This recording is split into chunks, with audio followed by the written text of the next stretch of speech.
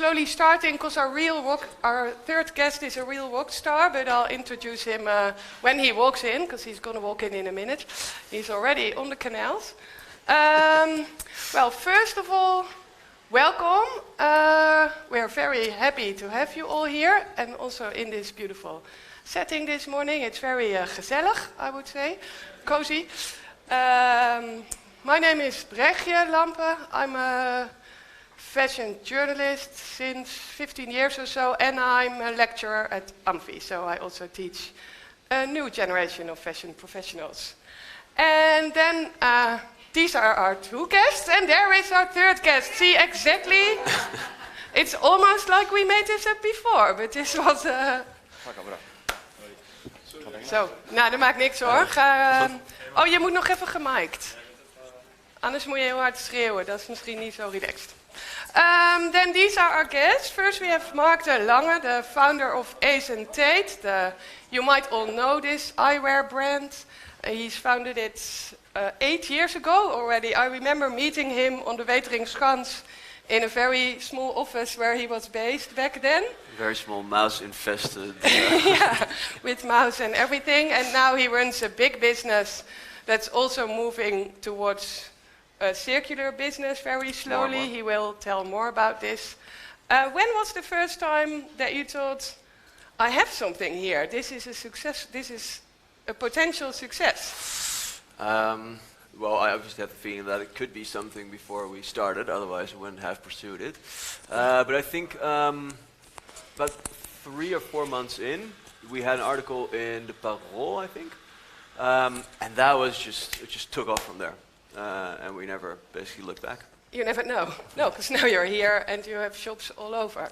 But first to our next speaker, Guillaume Philibert. He's the founder of Filling Pieces. I suppose all of you know Filling Pieces. And maybe few of you or a few wear Filling Pieces sneakers.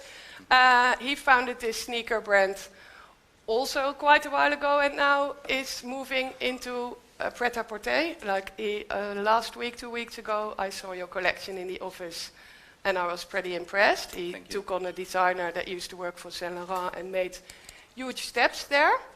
When was the first time that you thought, because I remember the first time I visited you, you were in the small back office of Navy PR, and now Navy PR is in your Keizersgracht building. Yeah. Good morning, guys, by the way. The moment when I felt I had something is, I think I was working with a store in Amsterdam. It was one of our first retailers that was carrying the brand. And I remember when I used to still live with my parents and I used their garage as my kind of like fulfillment center. Fulfillment center, it's a great word. I used to borrow my mom's car, used to put all the shoe boxes in and drive them to the retailers myself to save money and shipping costs. And I remember arriving at the store on a Saturday, and there was a waiting list for the shoes that we created, and there was like a line of like 50 people, and they were all parents of kids that wanted the shoes because the kids were, it was a Saturday, they were playing games and hockey and soccer, etc. And the parents were waiting in line, and I came late, and the parents helped me actually carrying all the shoe boxes from the car into the store, and that was the moment where I felt like, okay, if parents are actually helping me moving all these shoe boxes from my car to the store, then it must be something special. And that's the moment when I felt like... Then there's potential. Yeah, there's potential. Well, then Bonner, welcome. You started in 2014, I think, and you already started with... Well, it's on. You started before there was this whole thing on, before sustainability was a buzzword and before suits were fashionable. He started with a line of his own suits, sort of affordable suits for everyone. That was your idea, and it still is at the core of your business. Why was that such an important idea for you already back then? I really wanted to make, why that? Yeah, because I wanted to make a really easy product in fashion, an accessible, easy product. Because you sort of felt excluded by some of the rest of the offering? Because you also worked as, he worked as a stylist back then, that's good background information. So you had a lot of access to pretty much everything. Yeah. And then, I just missed something that was really, yeah, just something you put on and you go out and it's easy. Something you didn't really have to think about. Yeah. So something that in the morning you thought, okay, I put on this suit and I'm done. Yeah. Okay, cool. First of all, I've spoken to all of you during the years, and I think all of you I've met all of you when you started your labels, but some of you have never met before, because we were just saying, like Mark and Guillaume never met before. What do you admire in each other's brand? You first for Guillaume, and then... I admire, I think Guillaume started, built it by himself. I mean, we raised a considerable amount of capital, so we kind of cheated. And I think he did it by himself, which I think is super impressive. The international Vibrant brand and the fact you see it everywhere, I think is super impressive. And I'd say right now, the moves you're making, going into completely different product categories and undoubtedly be very successful is something to really admire. We're just doing one thing, glasses. That's relatively easy. Well, glasses. Thank you for the kind words, man. And you? Yeah, I think that it's crazy that I never met you because we have a lot of friends in common. And anyways, thank you, Brechtje, for bringing us together. Yeah, I was really surprised you never Yeah, met. When they both came up on stage, they were like, yeah, shaking hands. No, actually, when I saw the flyer of the event, I was like, oh shit, I'm gonna meet Mark. That's dope. No, I think that I remember seeing the first, Isn't Tate stores, and I felt like, okay, what I admire about the brand is that our business of the brand, Filling Pieces, is the majority of it is depending on wholesale. And I think that Mark took a very different route by going direct to consumer and being independent of third parties or parties in between. And I think that that's something that's very difficult to set up in the beginning, especially if you have to do everything by yourself. And raising capital that is I don't see it as cheating. I definitely think that you also did it by yourself. So a lot of credits to you. But I think like making that first move and really saying like I'm gonna do this and I'm gonna do it by myself and on such an international scale is that when I walked to, I was in where was I? I think in London, where I saw the store. I was like, oh shit, there's a Isn't Tate store here. So that's really dope to see an international approach that we share kind of, and going direct to consumer and going full in, and that's very you need to have big balls for that. So hands up. And you, Bonne, also do direct to consumer. When you started, you also sort of did it direct to consumer, but then not with shops in London, but with a shop in your own house, sort of in the cellar on the living room. Yeah, sort of in the living room. You could pass by and get a suit in his living room. Yeah. So, why did you think direct to consumer was the best way to go as an entrepreneur? Because especially back then, that was a sort of non-taken route. Yeah, I think it's easy to make a product, but it's also really hard to make a product at the same time. Like it's expensive. You have your minima, and I think just the stores are not making me money. Like I make money by selling direct to consumer. Yeah, because you cut out the whole middle part, so you can sort of keep it affordable. Yes. And that was really important when you started, right? That it would be an affordable product that your friends could actually buy. Yeah. And how do you see that now? How do you see that for the future?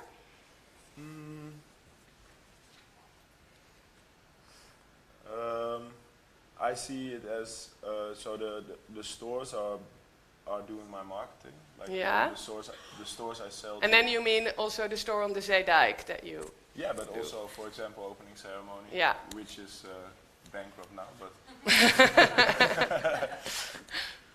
but it draws attention to my web shop. Yeah, and then people go there and order directly. Yeah. And do you still sell from your living room? No. Not anymore, right? But my store also feels kind of like my living room, so. Yeah, because he has a store on the Zeedijk, and I think you're there 7 days a week? Yeah. Yeah, see, because always when I cycle past, I don't go there all the time. I do usually see you in there. Yeah. So you're always there. Yeah. What was the moment? Because being an entrepreneur, I think, means having a lot of courage and a lot of you have to be very persistent. Did any of you experience moments that you thought, I don't really know if this is the right path. This was really not such a smart decision. Every day. Yeah, because there must be a few decisions that maybe you thought, oh. Every Do you day. have a practical example? Yeah. So I'm opening a new space on the Zeedijk, which has a horecavergunning. How do you say that in English? Like a permit for It's also a bar. Food and beverages. Yeah, it can be a bar, and it's a huge financial risk, and I'm super scared of doing it, but I want to do it because it's going to be really nice. And did you, because you say it's a huge financial risk, do you then search for backing or do you just No, do it? yeah, it's all my own money. Yeah, Oh yeah, so it's an extra huge financial risk. yeah, Respect, Yeah. yeah. But you're quite sure it's going to work. yeah. And why? I don't know, because I put a lot of energy in it, and then it gives me energy back, and also I think, yeah, you just go for the risk. I really like that feeling. Yeah, I can tell that you're the sort of, we would call that underbelly entrepreneur. Yeah, Well, I think you're a total underbelly entrepreneur, well, which is cool. And you, Mark? Also, I guess daily there are things that make me question my path. And I'd say the fact that I no longer get to be a complete underbelly entrepreneur is what I think is most difficult. Because we have about 700 people working for the company now, so that makes things way more complex than in the beginning. And I'm terrible with people. I'm a terrible people manager. So that is something I encounter. Like I encounter myself daily and my limitations as a manager daily. Yeah. And I think the one big example was we'd grown quite quickly over the years, and we had never invested in our back-end systems. And as a company, all the boring stuff is actually very important, specifically when you go direct to consumer and you own the whole supply chain. Yeah. And that was like the boring stuff. I was always like pitching and just getting business, like getting people to buy our Getting people eyewear, excited but about the never, brand. yeah, but never thinking about the back end of things. And then I think it was in 18, everything just went to shit in like I think a week. Just we had a couple of late deliveries, like had no product. We didn't know where our product was. It was just a complete nightmare, and everyone was And that was all running because the around. back end of Yeah. your website wasn't Yeah, it was mostly super. the supply chain system, so ERP, Yeah. enterprise resource planning, lovely.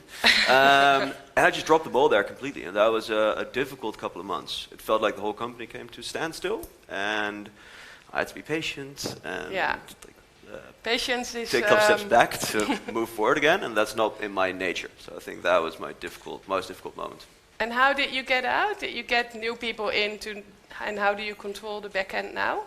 Yeah, so we got some people in who are very experienced with this. We're actually still overhauling systems, which is fun. But I think we're kind of almost there. And it's also a never-ending thing. As you scale, you need to adapt to that new scale. And what we've learned is you should never have scale catch up to you. You should think 3 years ahead and plan, and then set the systems for that already. Yeah, And so we you kinda always grow have to into be that. 3 steps Yeah. before the next. And that's super, Scale and it's super boring, step. and it's investing money in something that doesn't excite me.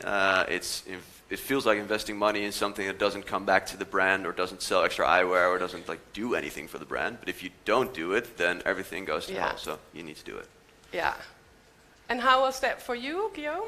Do you have a We have moment that you thought, struggles oh, we have struggles every day. Like literally, literally every day. Like running a brand for me is 90%, solving problems, and 10% being creative. Yeah.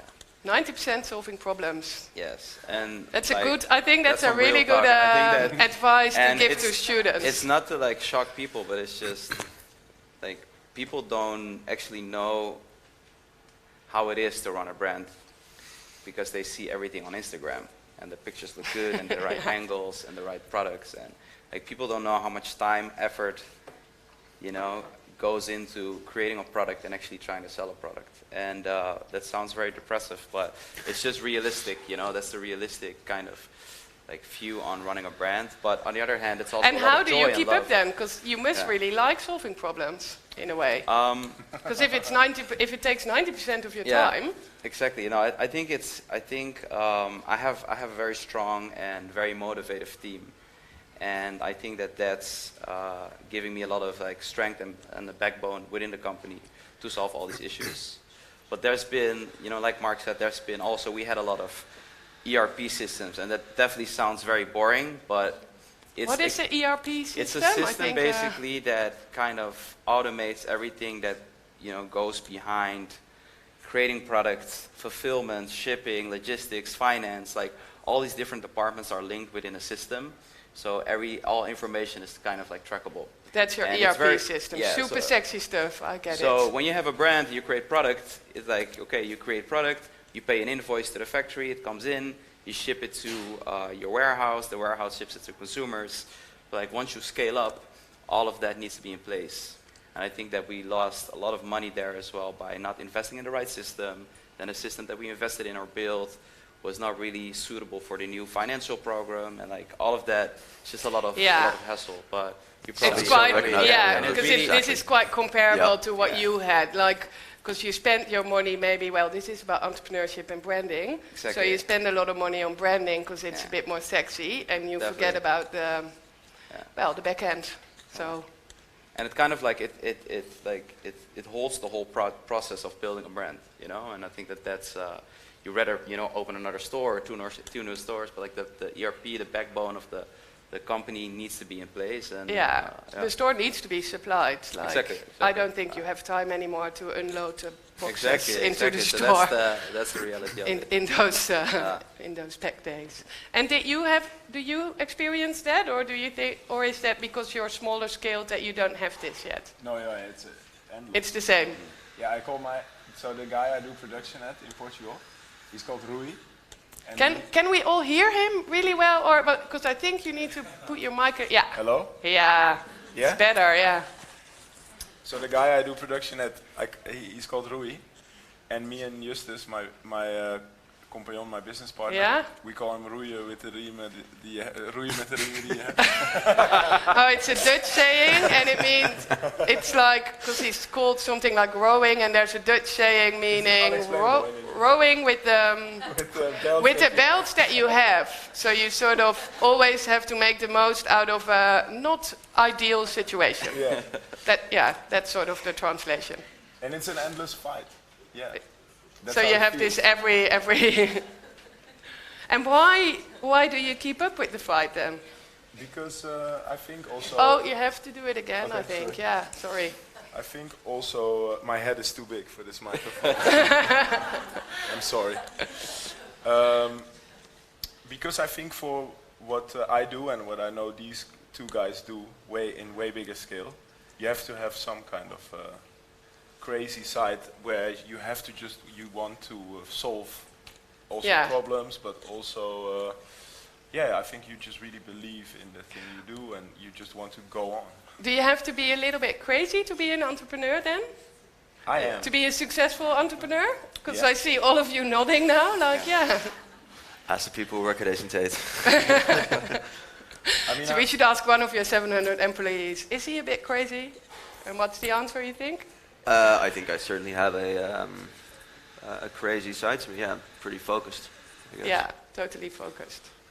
So, and do you, because these guys have quite big companies compared to your company. Do you ever dream of scaling up like this?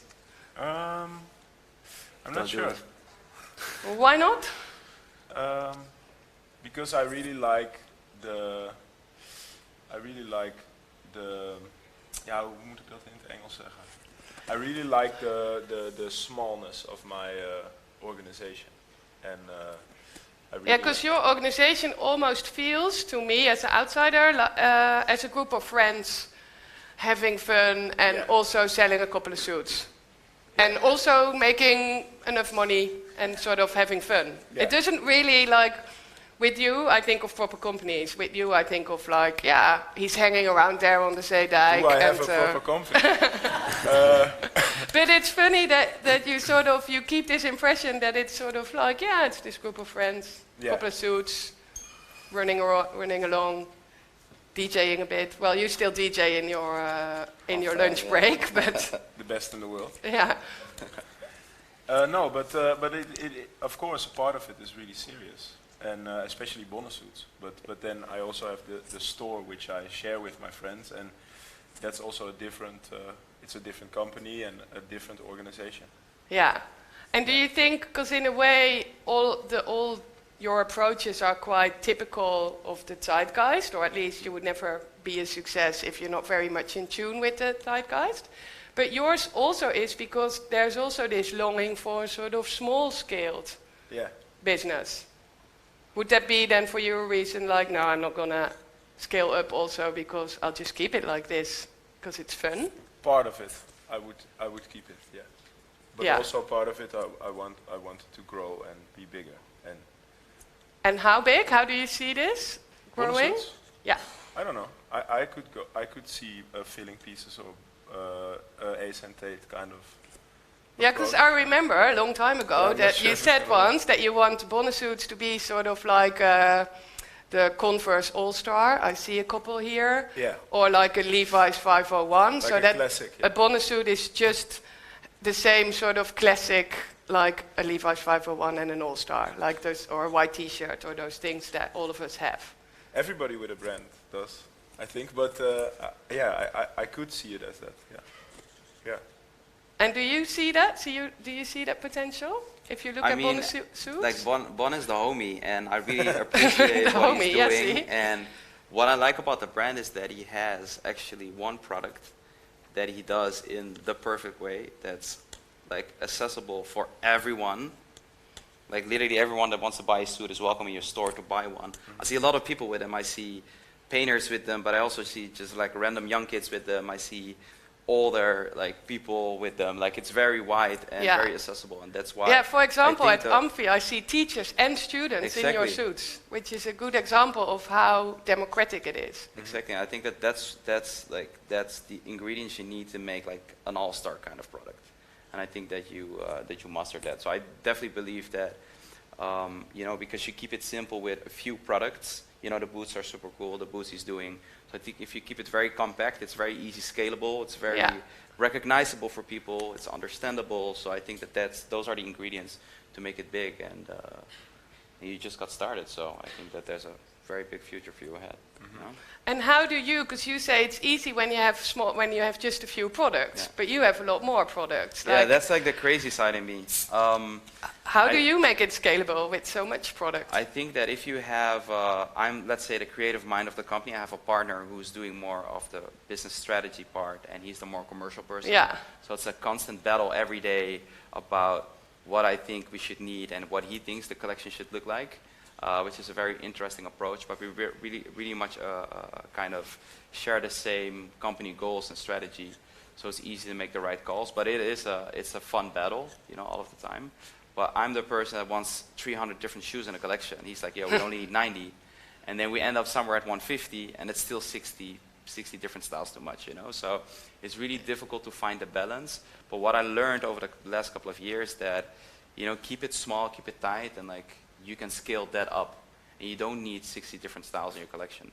You can have 10 very good shoes. Yeah, still do and the then same scale quantities. up with 10 very good shoes. Exactly. So it's still something I'm trying to, find out what the right way is, but that's something Yeah. we're working on. It's something that goes on, I think, on and on and on for the rest of the years. I Because think then you so, have yeah. 10, and then you see, oh, I want to do boots like Exactly. you wear And now. it's, and it's then so difficult to you keep, kill your darlings, but it's very, very important to do so. yeah, killing darlings is always important. Do you experience the same with eyewear? Like, I think I just like starting new things. So that's sort of for me personally. And I know rationally I know that focus always works better. But emotionally I just like to experience different things, like to start new projects. So that's the daily struggle. And I have the same kind of dynamic with our chief financial officer, who's kind of my operational counterpart. And he's very much a dude who says, focus. we're not going to do that, and no. So no is basically his favorite word, but No, it's his favorite word, and your favorite word is, no, but I want to do this. my favorite word is probably but. Yeah, but we need to do this. But I kind of respect that and that dynamic just works very well. But I hate not doing stuff. But as an entrepreneur, I kind of know that it's the right call to make. So it's Yeah. it's not a struggle, I guess. Yeah, so both of you have the same struggle, like you need someone that sort of pulls you 100%. back. And also, if you look at the numbers, like, there's always 5% of what you offer that makes 70 to 80% of money. Yeah. So I think 100%. Yeah, do you have the same, Yeah. that only a small part of your offering makes the big part of your money? 20% of our offering makes up for 80% of our business. And that's like very, like I don't even show those numbers to my design team because it's very Yeah. disappointing from time to time. And Yeah. but it's the reality, you know, it's the reality. But you need to create cool stuff for people to buy, you know, you need to sell. Yeah, because you need to do need offer that other orange tea 60% to- or 80% of your offering, because Exactly. otherwise, Yeah. There's reasons there, Yeah. but it's, Yeah. you still need to be super focused. Also, the numbers you produce something, the weight you give it, and it's usually the styles that you see maybe in press are the things that don't really sell. So it's a super Yeah. strange, Exactly. strange dynamic. what is your best-selling glass? Is that? The one I'm wearing now. Yeah, that's the best-selling. Cool. And I buy insane amounts. And you, what's your best-selling product? For us, it's the low top, which is like the first shoe we designed about 9 years ago. Yeah. And it's like a very like iconic shoe with a padded heel and a tongue. Like most Yeah. of the people that know the brand No, know that shoe. silhouette. Yeah, that's the shoe that And- made you Exactly. famous, But we basically. work really hard to like change that perception, and you know now that we do clothing and different types of footwear, it's really important to showcase that of the brand, to also give it more body and for people to move on to a new product within the brand. Yeah, yeah, because these are the where. Oh, okay, yeah. Oh, yeah, we're on time. And your best-selling product is your suit. Ja, en dan zwart en donkerblauw. Because you keep bringing out these new ranges, but Yeah. black and dark blue are Yeah, and I do the favorite. colors, of course, and they sell well, but always, It's black and yeah, dark black blue. and blue just sells best. It's sometimes Yeah, kind of but look at us. That's what Huh? we wear. It's sometimes kind of depressing. You're like super excited about this Yeah. stuff, Five? and Yeah. then what sells it. Yeah, Yeah, 100%. and I also really know the feeling of a business partner. You Ta- also have a taking you business down. partner taking you, Yeah, for sure. Yeah, getting you back all Yeah. the time. yeah. So every successful entrepreneur like you, like the crazy persons, do need a business partner. Not So all you the can time. always think in the back of your head, am I that business partner guy or am I that crazy person? So and then you can sort of find your way where you want to be, you know, in the future. I have more questions, but we have about 15 minutes, and I thought it would be also nice maybe people in the audience have questions. Do any of you have a question? Because then this is the moment to ask. Come on, guys. There must Yeah, be there's a questions. question. My guy. When I was close to being bankrupt. So, I mean, I had this moment where I moved production from China to Portugal, and I didn't have the funds to pay the next collection because it was this fucking store that didn't pay me. And then I needed money, and then there was this guy. I said like, yo, I believe in the product, which is my current business partner, and he said like, yo, listen, I'm gonna give you the money. You have to give it back, but I want to coach you once a month for a full day to see, you know, where your business is going. And that once a month went once a week, and now he's my full-time business partner. So that kind of like helped me not only build the business, but also fund that collection that I needed. So I'm very grateful for that moment. Because from then on, you totally sort of professionalized Exactly, yeah, into yeah. like 100%. the company you are now. Yeah. Yeah, yeah, I saw that happening. More questions? No? Yeah? Don't be afraid.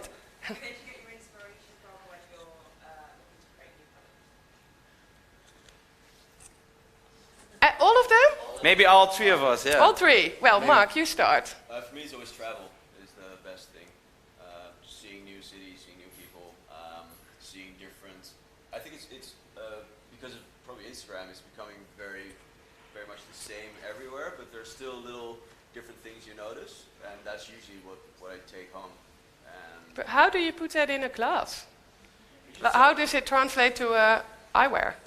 it's sometimes just a frame you see, like a specific shape, or it can be something that is inspiration for a campaign or a project to start. So it can always relates to a specific frame. And you? I think it's traveling and definitely looking to like friends and people that I admire around me to see what they're up to. I think that's like also a little starting tip when you start your brand. Surround yourself with people that really want you to win and push you forward. I was grateful enough to surround myself with the guys of Daily Paper at a very early stage. Olaf Hussein, the guys from the New Originals, Secluded, like these young kids that all had the same kind of shared values. And I take a lot of inspiration from them. Like Daily Paper's opening a store in New York, end of the month, like that's super inspiring. So from those kind of like tweaks around me and inspiration. All of you started sort of at the same time, like moving forward. Exactly, and traveling and like that combination of friends around you, that really inspires me to create new product or to start new parts of the business. Yeah. And you, Bonne? For me, it's also my direct environment. So my friends, people I meet. Yeah. Bonne Suits is also really tied to, in a sense, class, like I wanted to bring... Class? How do you mean that? Can you explain? I wanted to bring Suits back to the street in that sense, where it sounds really cheesy, but where you always, when you see a man wearing a suit, it's so powerful or like, Yeah, and you came with a suit when it wasn't a fashion item, because back then it wasn't considered very cool to wear suits. It was a bit nerdy, like a banking guy would and do it. And especially like a workwear suit or like a painter suit, So I really like that idea. Yeah, of bringing that where back. my friends wear a suit, or I wear, my grandfather wears a suit, like that. Yeah. Do you have more questions? Yeah, Bar. How do you keep connected to your audience, to your consumers? To your fan base. Because you all sort of started with a fan base, which I think is interesting, or with and you still seem quite connected. Yeah, I think with me, it's young kids coming to my store. I always give them discount. And if I see they have Till what age? I think that's the next question. How old? No, but if I see in their eyes that they really like what I do, or what my friends do connected to the store. So it's super direct in your case. They are the ruler. Yeah. And you? Because I don't think you can do this. I think it's the same, just like being, keep yourself connected with the youth, because the youth is the future. Yeah. They always see things ahead way faster than anyone else. So I think that's very important. And the difficult for me is to, I think we're Dutch, like we're a Dutch brand. There's a lot of Dutch people working in the company with very like international ambitions, but we have a certain humbleness in our culture, which is very important, especially when you travel and you do businesses in different countries. So, I think each and every person that's successful in the Netherlands is still kind of approachable. In different countries, it's very different. So, be very humble, be approachable, talk to different people. I think that's how you keep up with what's happening in the streets and what's happening in the industry. Yeah, so you mean almost like I'm not going to sit in the glass office and be all important all the day. I'm going to be open and talk to everyone and see, and then... And be present, like go out, go to places, go to Smipfest, go to Chicago Social Club, like go to these places to like meet different people and be open for feedback. I think that's the key. Yeah, that's a good advice. And you? How do you stay in touch with your fan base? I guess what these guys said, and just being in the stores. We have our own stores, so being there on a Saturday, which is usually the most busy day, just gives you a very good sense of who the customer is. And I'm terrible at selling stuff, but I think, good at observing. So I would just sit down and see what happens. Yeah, so you still visit your stores? Yeah, definitely, see how they interact with their customers, see what type of customer comes into the store. And sometimes you see that changing over time for different stores.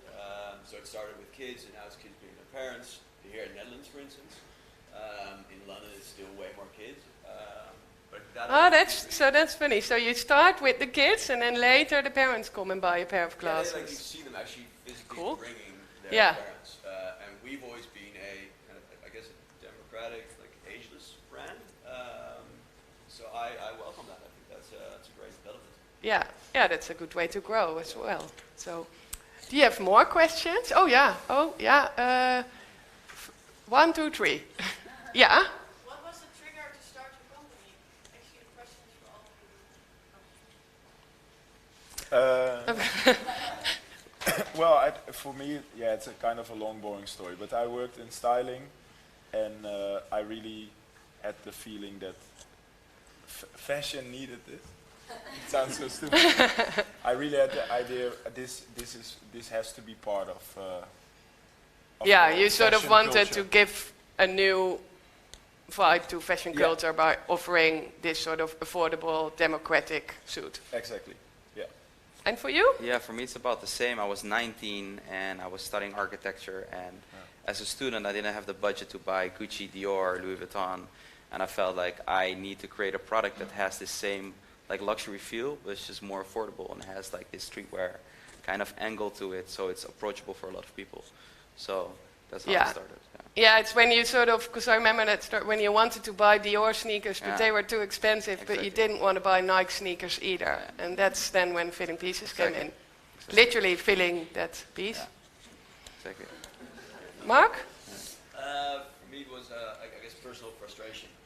Buying eyewear was either very expensive for a luxury product or very cheap. You get a cheap product, crap, with a terrible experience. Like it's Yeah, so you did, it's so like a dentist. the Gucci glasses was too, it's pretty much, Yeah. there, I see a similarity. The Gucci glass is too expensive and the Pearl Opticien wasn't that cool Right. either. And then Ace and Tate came in, sort of. You need to sort of have a gap in the market. Yeah, number 2 and then 3 and then, yeah.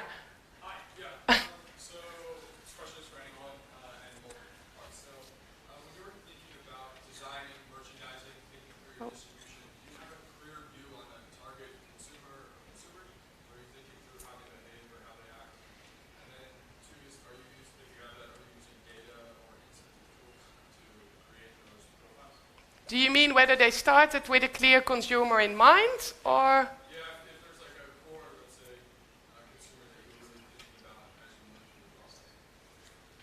For us, that's more and more part of the process.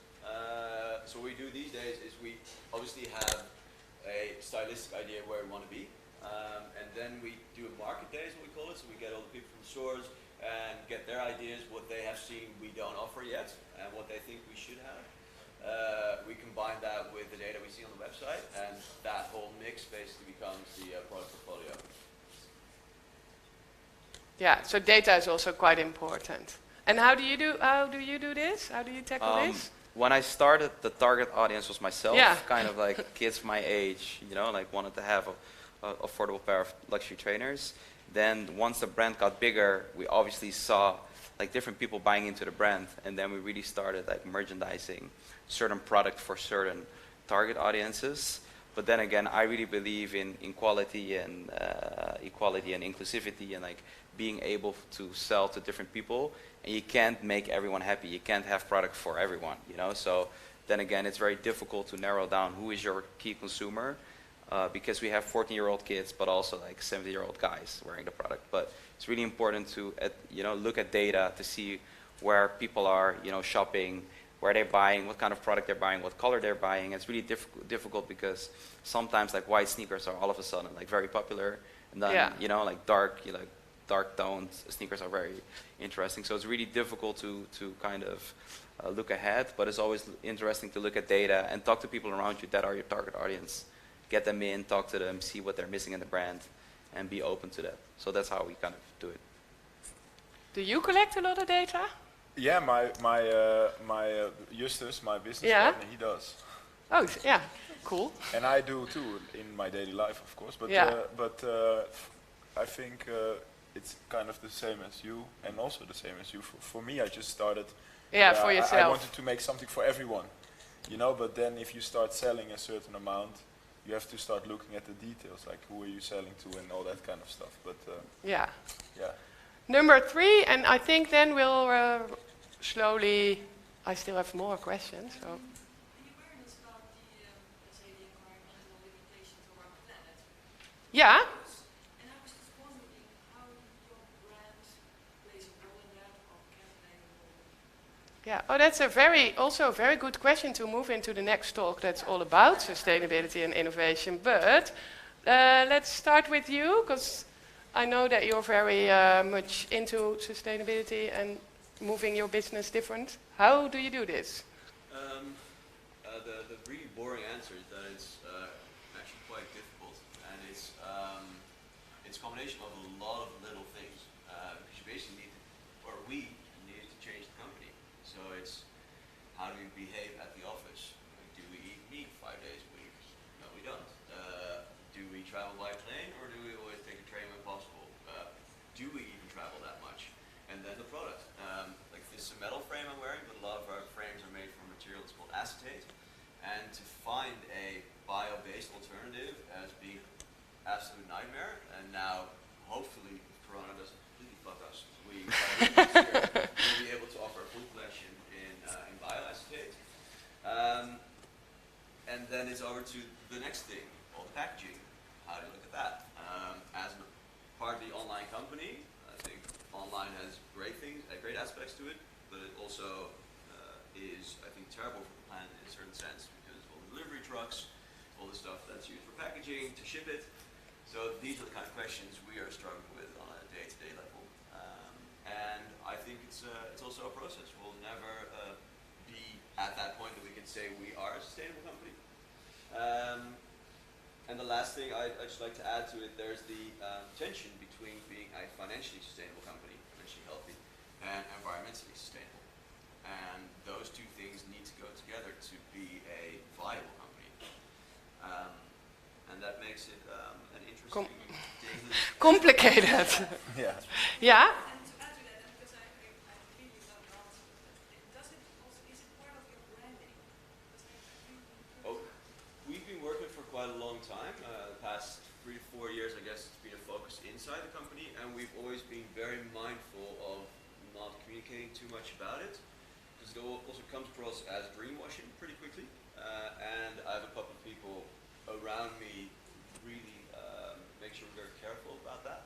But now it kind of feels that we are slowly communicating about it, and it kind of feels like we're jumping on a bandwagon, although we've been actually doing this for years and years and years. Yeah, you mean there's a very difficult Yeah. tension in, like, you can immediately, with the first initiative you do, call the press and say, hey, I'm doing this, but then there's this... And also people are pretty cynical about it. So when you announce something, Yeah. there are like 50% people saying, like, that's amazing, can we help, can we learn from you? And there's 50% being completely cynical and saying this is bullshit and you're greenwashing and all of the above. Is that a good answer? Yeah, good, but an answer that makes you happy? Good, good. How are we in time? Because I literally have no clue. I forgot to set a timer. Oh, well then I have also a question. Who do you really admire as an entrepreneur? Who do you look up to? Guillaume, like, who would be your sort of, whoa, this person, what he does, I find is totally amazing because... It's a very difficult question. I would say just the people around me, like literally. And I think that I don't really look at scale, because there's way smaller brands than us or way bigger brands than us that have certain special features that I really admire and think like, yo, from an entrepreneurial kind of approach that is very interesting.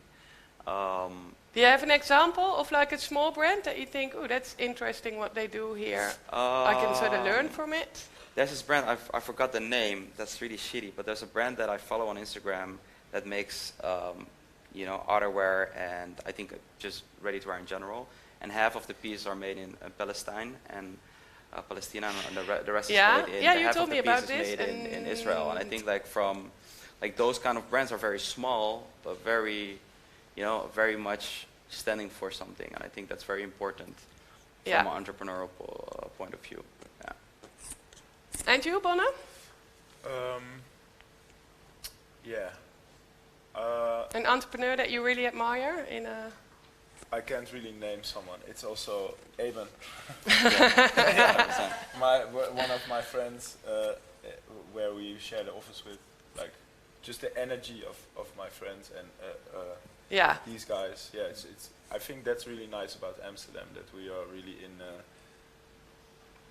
You know, That we it's really- quite small and It's small. We know each other, and people have good energy for work. Yeah. yeah. And for you, Mark? I'd probably say Yvonne Schuiner, the Patagonia founder. I think Patagonia is a super consistent brand. Yeah. Same messaging, super boring clothing, but they are on point in their messaging and they're not afraid to take risks. And the way he structured the company, he's hired a super professional CEO who runs that business, and he's kind of the spirit animal who's everywhere Yeah. talking about these super important issues. And is also, I think, the one that pushed the company to sue Donald Trump. And I think stuff like that it's super important for brands to have a voice in this day and age, and that's something I really admire. Yeah. He is one of the strongest voices at the moment, and also he's very much heard. Like I think a decade ago, Patagonia was a little less cool than now. Yeah. A little, And to it's put it super mildly. interesting, an 80-year-old making a brand cool, right? Yeah, that is, I find that super interesting. Yeah, because it also sort of is a very good lesson in if you stand by your principles, then, well, you might just be the next Patagonia. Is there more? One last question, who wants? Who's about to start a brand, or who's already Yeah, like who- in business? Raise your hand for who's already in business. Do you guys have questions about like what you should do? Is there a certain crossroads you guys are facing? What can we help you guys with? What kind of tools do you use to design? My hand, still, and a pen. And no, there's this amazing app for everyone that's in design. It's called Procreate. It's an amazing app for your iPad. If you buy a pen, like you can do magic stuff with that. And it's really easy to translate that to Illustrator file or InDesign file or whatever, you know. So that's really Procreate. useful. Procreate. On yeah. your iPad. Cool. And a hand and a pen. Yeah? Yeah. So if you would start again, would you first try to go direct to consumer via internet, or would you go for shops? I would say the combination. Like people still want a physical experience for a product. But once they like it and once they're used to it, they buy it online. I really believe that the store is the experience, online is the checkout. So it's like the combination of both. And you need to find the right balance, but it's really important. I don't believe in wholesale anymore. I really believe in direct to consumer. So Mark, you're a visionary person to that. Yeah. Like we want experiences, and I think that, you know, a lot of wholesale accounts are just old school. And I think that the brands itself or the companies that own a brand can really translate the experience of the brand into a space and into a product. And I think like direct to consumer, that's the future. What about the other two? Mark? Yeah, I agree completely. It's always been our model. And for our specific product, it's a high-touch product. Some people need an eye test, so an offline counterpart to the online makes complete sense. And also from an experience point of view. I haven't heard it that eloquently described, but I think offline is experience and online is checkout. I really like that line. It makes complete sense. Same. Well, you know what to do now. Get this space and run it. Yeah? Leon, did you ended your studies in architecture? Yes, very much delayed, but I had this. I'm a very stubborn person. I wanted to create a brand, but also finish my studies. So it took a little bit longer, but I finished it, and it was also kind of like towards my parents who really helped me towards my, my college kind of years to support me, and I felt like I need to finish this to also show them that what I started, I need to finish. So No, I'm asking Yeah. that because I work in Amphi as well, and Okay. a lot of kids they want to come actually to Amphi because they get inspired by you. oh wow, that's great to hear. I didn't know that. That's crazy. Seriously, That's at the selection days, didn't there's know. a lot of like mini Guillaumes. Oh wow. It's really cute. So But what's your opinion about fashion school? Because that's not your background. So I think we hire a lot of interns from Amphi, which is great because they're very motivated and very knowledge as well. I think it's very important. I really believe in education. I'm not saying that you need it to run a business, but I definitely feel that they offer great tools for you to have the experience of working for a brand or a company. So I really believe that Amphi is a very good school, and that it's important for people to get educated for a business. What do you look for? Do you hire new people? Personalities, like people that really believe that they can make a difference. We always ask the questions like, do you think you can make a difference, and in what fields? And I think that that's a very important question to ask them. Because they need tools, but they also need the motivation and vision. Because all of you started from a vision. Yeah. Like you only start when you really have this idea. Exactly. So, more, yeah? I don't know exactly if the three of you are both based in Amsterdam or in this region as a headquarters, but when you grow even bigger, are you intending to stay here in this area? Or, They're all based here now. and what would be your considerations, to stay here or to leave? For me, it will always be Amsterdam. For me, it will always be Amsterdam. I think Amsterdam is a super important part of our brand, and that's not because Amsterdam is in our branding, but it's I think the values and the vibe of Amsterdam. I think there's certain openness and a willingness to collaborate that is super fundamental to what Acentate is. So I'd never move out of the city. And also it's close to home, which makes life easy. Yeah, that's also nice. I think it's the same for us. We're very blessed with a building in the center of Amsterdam, and it gives a different vibe. Amsterdam is a very international city, but also very multicultural. So it brings a lot of different energies and approaches, which is really important for our brand, for the values of our brand, but also for how people see our brand. So I would never move the office to somewhere else because it's in the brand. It's in the DNA of the brand. I can only Bonne. I think Bonne suits Amsterdam. Yeah, that. Yeah, you're born and raised in Amsterdam, so you're totally right. You're like from all of you, I could not really picture you moving.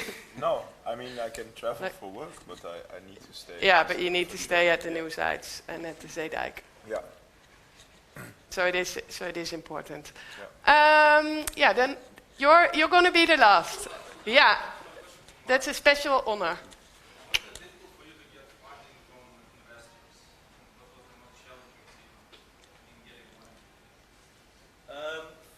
Luckily enough, it's never been an issue. I have a background there, which made it for me, I wouldn't say easy, but I think I had a bit of an advantage there because I understood what people were looking for from the other side of the table. And as we've always grown pretty fast and always shown real traction as a company, as a brand, it was always relatively easy to raise new capital for further growth. And also we have a couple of investors who have pretty deep pockets, so now we kind of funded with the same group. Oh yeah, so you don't have to keep. No, we don't got it anymore.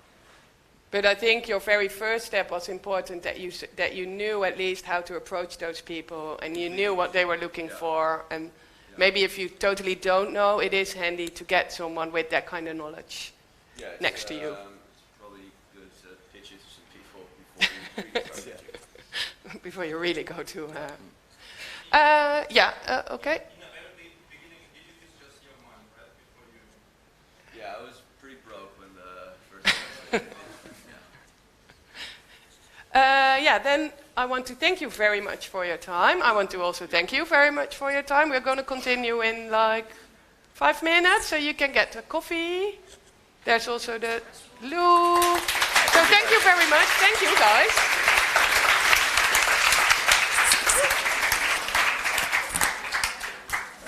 Oh, hij staat al uit. Oh.